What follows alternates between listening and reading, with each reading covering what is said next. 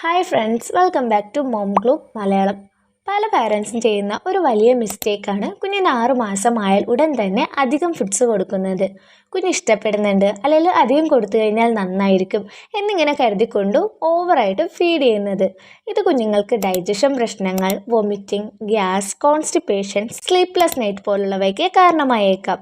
ഇന്നത്തെ വീഡിയോയിലൂടെ നമ്മൾ ഡിസ്കസ് ചെയ്യാൻ പോകുന്നത് കുഞ്ഞുങ്ങൾക്ക് ഫസ്റ്റ് ടൈം എത്ര സ്പൂൺ വീതമാണ് കൊടുക്കേണ്ടത്, ഏത് സമയത്ത് കൊടുക്കണം, ബെസ്റ്റ് ഫസ്റ്റ് ഫുഡ്സ് ഏതൊക്കെയാണ്, അതുപോലെ തന്നെ ഓവർ ഫീഡിങ് കൊണ്ടുള്ള പ്രശ്നങ്ങൾ എന്തൊക്കെയാണെന്ന് നോക്കാം. വീഡിയോ അവസാനം വരെ കാണാൻ മറക്കരുത്, കാരണം ഓരോ ചെറിയ മിസ്റ്റേക്ക് പോലും കുഞ്ഞിൻ്റെ ഹെൽത്തിനെ ബാധിച്ചേക്കാം.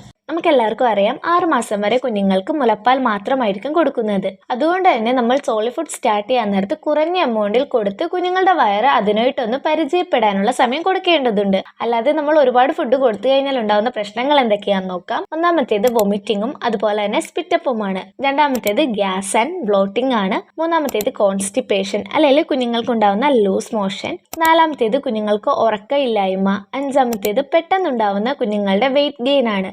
ഇത് നല്ല വെയിറ്റ് ഗെയിൻ അല്ല, ഇത് കുഞ്ഞുങ്ങൾക്ക് വേറെ പല പ്രശ്നങ്ങൾ ഉണ്ടാക്കാനും കാരണമായേക്കാം. അതുകൊണ്ട് തന്നെ കൂടുതൽ ഭക്ഷണം കൊടുത്താൽ കുഞ്ഞ് വേഗത്തിൽ വളരുമെന്ന് വിചാരിക്കുന്നത് ഒരു തെറ്റിദ്ധാരണ മാത്രമാണ്. ഇനി എത്ര അളവിലാണ് കുഞ്ഞുങ്ങൾക്ക് ആഹാരം കൊടുത്തു തുടങ്ങേണ്ടതെന്ന് നോക്കാം.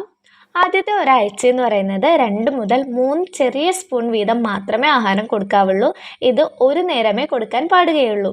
രണ്ടാമത്തെ ആഴ്ച എന്ന് പറയുന്നത് 2 സമയത്ത് നമുക്ക് ആഹാരം കൊടുത്തു തുടങ്ങാവുന്നതാണ്.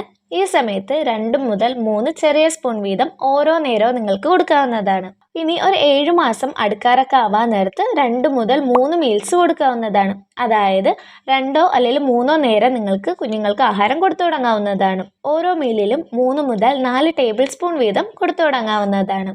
ഇങ്ങനെ പതിയെ പതിയെ സ്പൂണിന്റെ എണ്ണം കൂട്ടിക്കൂട്ടി നിങ്ങൾക്ക് കുഞ്ഞുങ്ങൾക്ക് ആഹാരം പതിയെ കൂട്ടി കൊടുത്തു തുടങ്ങാവുന്നതാണ്. ഇനി ഫീഡിംഗ് ഷെഡ്യൂൾ എങ്ങനെയാണെന്ന് നോക്കാം. ഒരു ദിവസം എങ്ങനെ റൊട്ടീൻ ആക്കാൻ പറ്റുമെന്ന് ചോദിച്ചാൽ, മോർണിംഗ് 8 മുതൽ 9 മണിയൊക്കെ ആവാൻ നേരത്ത് നിങ്ങൾക്ക് ബ്രസ്റ്റ് മിൽക്കാണ് കൊടുക്കുന്നതെങ്കിൽ ബ്രസ്റ്റ് മിൽക്ക് കൊടുക്കാവുന്നതാണ്. അല്ല, ഫോർമുല മിൽക്കാണ് കുഞ്ഞു കുടിക്കുന്നതെങ്കിൽ ഫോർമുല മിൽക്ക് കൊടുക്കാവുന്നതാണ്. ഇനി ഒരു മിഡ് മോർണിംഗ് ഒക്കെ ആവാൻ നേരത്ത്, അതായത് കുഞ്ഞുങ്ങളുടെ കുളിയൊക്കെ കഴിഞ്ഞ് ഒരു 10 മുതൽ 11 മണിയൊക്കെ ആവാൻ നേരത്ത് 2 മുതൽ 3 സ്പൂൺ വീതം ആഹാരം കൊടുക്കാവുന്നതാണ്. റാഗിയുടെ കുറുക്കൊക്കെ കൊടുക്കുന്നത് ബെസ്റ്റ് ആണ് കുഞ്ഞുങ്ങൾക്ക്. ഇനി ഉച്ച ആവാൻ നേരത്ത് ഒരു മണിയൊക്കെ ആവാൻ നേരത്ത് കുഞ്ഞ് ഉറക്കമൊക്കെ കഴിഞ്ഞ് എണീറ്റിട്ടുണ്ടാവും. ഈ സമയത്ത് നിങ്ങൾക്ക് ബ്രസ്റ്റ് മിൽക്ക് കൊടുക്കാവുന്നതാണ്. ഈവനിങ് ഒരു 4 മണിയൊക്കെ ആവാൻ നേരത്ത് നിങ്ങൾക്ക് ക്യാരറ്റിന്റെ പ്യൂരിയോ അല്ലെങ്കിൽ റാഗിയുടെ കുറുക്കുകളോ കൊടുക്കാവുന്നതാണ്. നൈറ്റ് ഒരു 7 മണി ആവാൻ നേരത്ത് നിങ്ങൾക്ക് വീണ്ടും ബ്രസ്റ്റ് മിൽക്ക് കൊടുക്കാവുന്നതാണ്, അല്ലെങ്കിൽ ഫോർമുല മിൽക്ക് കൊടുക്കാവുന്നതാണ്. ഇനി 6 മാസം പ്രായമായ കുഞ്ഞിന് കൊടുക്കാൻ പറ്റിയ ഏറ്റവും നല്ല ഫുഡ്സ് ഏതൊക്കെയാണെന്ന് നോക്കാം.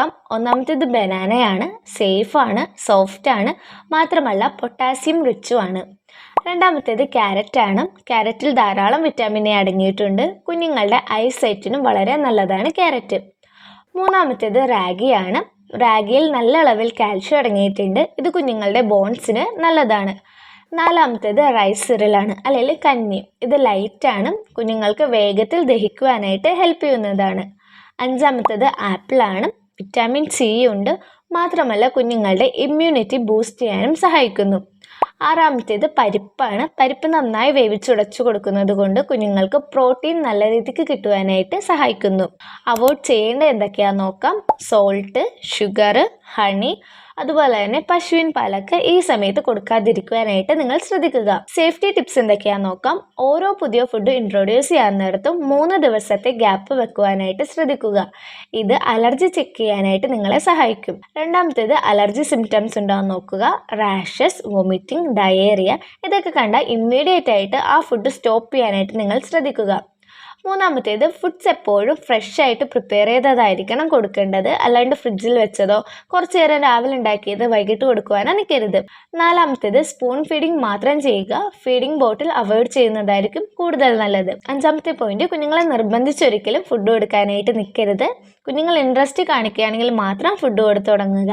ആറാമത്തെ പോയിന്റ്, 2 മുതൽ 3 സ്പൂൺ വീതം കുഞ്ഞുങ്ങൾക്ക് തിളപ്പിച്ചാറ്റിയ വെള്ളം കൊടുക്കാനായിട്ട് ശ്രദ്ധിക്കൂ. 6 മാസമായ കുഞ്ഞുങ്ങൾക്ക് എങ്ങനെയാണ് ഫുഡ് കൊടുക്കേണ്ടതെന്ന് നിങ്ങൾക്ക് മനസ്സിലായെന്ന് തോന്നുന്നു. കുറഞ്ഞ അളവിൽ കൊടുക്കുക, സ്ലോലി ഇൻട്രൊഡ്യൂസ് ചെയ്യുക, ബ്രസ്റ്റ് മിൽക്ക് ഒപ്പം കൊടുക്കുക. ബ്രസ്റ്റ് മിൽക്ക് തന്നെയാണ് മെയിൻ ഫുഡ് ഈ സമയങ്ങളിൽ. ഓവർ ഫീഡിംഗ് കൊണ്ട് പല കുഞ്ഞുങ്ങൾക്കും ഡൈജഷൻ പ്രശ്നങ്ങൾ, സ്ലീപ്ലെസ് നൈറ്റ് വരുന്നുണ്ട്. അതുകൊണ്ട് തന്നെ ഇന്നു മുതൽ കറക്റ്റ് അളവിൽ കുഞ്ഞുങ്ങൾക്ക് ആഹാരം കൊടുത്തു തുടങ്ങാനായിട്ട് നിങ്ങൾ ശ്രദ്ധിക്കും. നിങ്ങൾക്ക് ഈ വീഡിയോ ഹെൽപ്ഫുൾ ആയെങ്കിൽ ലൈക്ക് ചെയ്യുവാനും മറ്റു പാരൻസിന് ഷെയർ ചെയ്യുവാനും കൂടുതൽ ബേബി കെയർ ആൻഡ് പാരന്റിംഗ് ടിപ്സിനായി മോം ഗ്ലൂബ് മലയാളം സബ്സ്ക്രൈബ് ചെയ്യുവാനും മറക്കരുത്.